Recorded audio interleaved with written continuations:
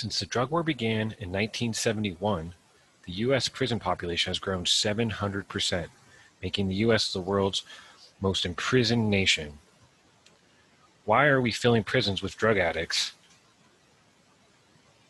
They should be put in hospitals for medical treatment, not in prisons for punishment. This would lessen the burden on our judicial system, freeing up prison resources for people that pose a threat to the community, not just themselves. The authors of a paper in Crime and Justice Journal recognize that the growth in incarceration rates has not been uniform across all types of crime.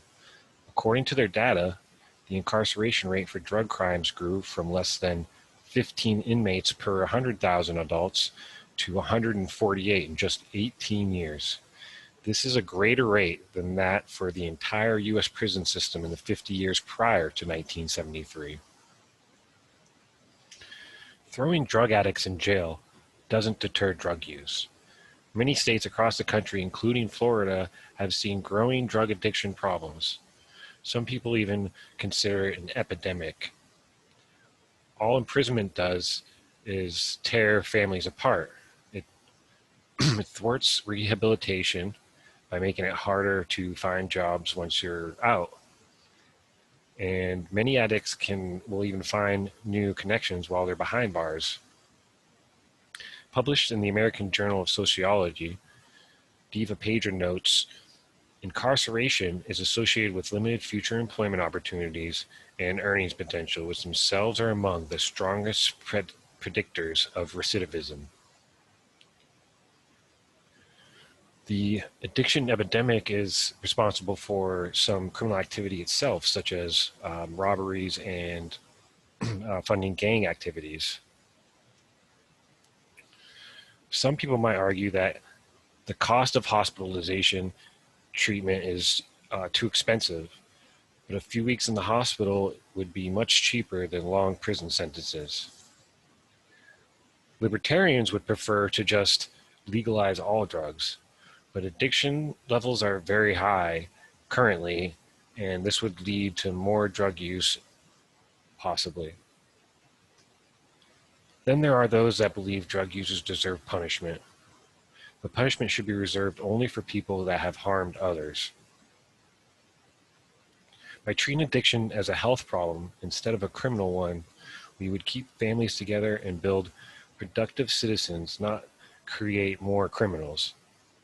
It would also save taxpayers money. Research by Lauren Nesson and Jessica Pierce, published in Children and Youth Services Review, found that continuing to improve alcohol and drug abuse intervention, treatment, and recovery services to young people involved in the juvenile justice system is a worthy investment, and evaluations of such interventions with offenders have demonstrated their worth in reducing further criminal activity.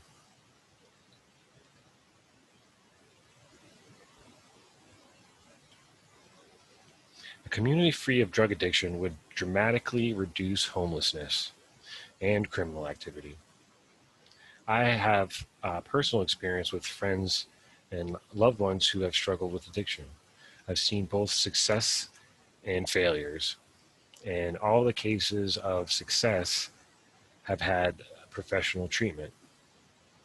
In an article in the Annual Review of Sociology, the authors state, drug addiction can lead to acts of violence, either directly through the effects of the drug or indirectly as a means of acquiring money to feed the habit or as part of drug trafficking. We need to change how we perceive people with addictions. By decriminalizing drug use and possession and increasing funding for treatment services.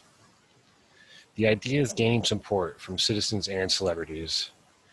This would result in savings to drug enforcement costs, allowing funds to be redirected towards more serious crimes. Data from the Journal of Public Health Policy shows in California the total cost of marijuana enforcement declined from $17 million in the first half of 1975 to under $4.4 million in the first half of 1976, just 1 year after decriminalization. Drug addicts are already imprisoned by their addiction. They don't need punishment, they need a helping hand.